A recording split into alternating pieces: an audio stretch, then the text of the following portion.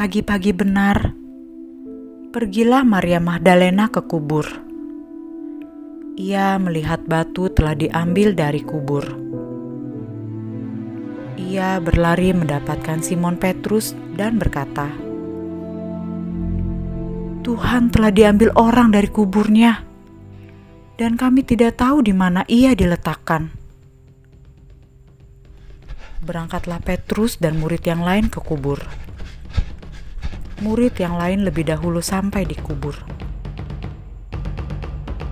Ia menjenguk ke dalam dan melihat kain kafan terletak di tanah, tetapi ia tidak masuk.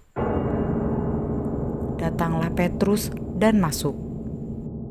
Ia melihat kain kafan terletak di tanah, sedang kain peluh yang tadinya ada di kepala Yesus terletak di tempat lain dan sudah tergulung.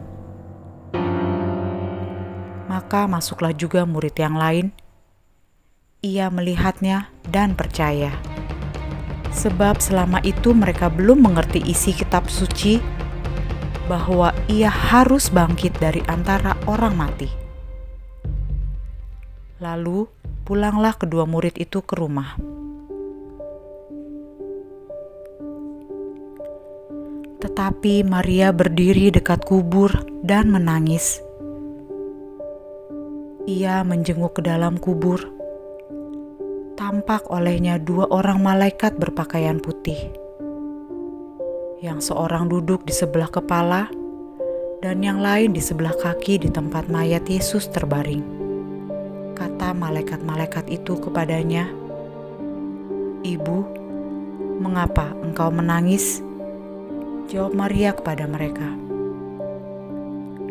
"Tuhanku telah diambil orang, dan aku tidak tahu di mana ia diletakkan."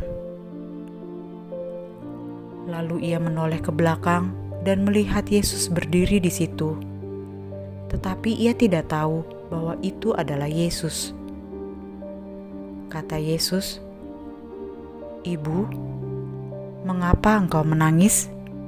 Siapa yang engkau cari?" Lalu Maria berkata, "Tuan, jikalau Tuhan yang mengambil dia, katakanlah kepadaku di mana Tuhan meletakkan dia, supaya aku dapat mengambilnya." Kata Yesus kepadanya, "Maria." Maria berpaling dan berkata kepadanya dalam bahasa Ibrani, "Rabuni," artinya guru. Kata Yesus kepadanya, "Janganlah engkau memegang aku, sebab aku belum pergi kepada Bapa. Tetapi pergilah kepada saudara-saudaraku dan katakanlah kepada mereka bahwa sekarang aku akan pergi kepada Bapakku dan Bapamu, kepada Allahku dan Allahmu." Maria Magdalena pergi dan berkata kepada murid-murid, "Aku telah melihat Tuhan," dan juga bahwa Dia yang mengatakan hal-hal itu kepadanya.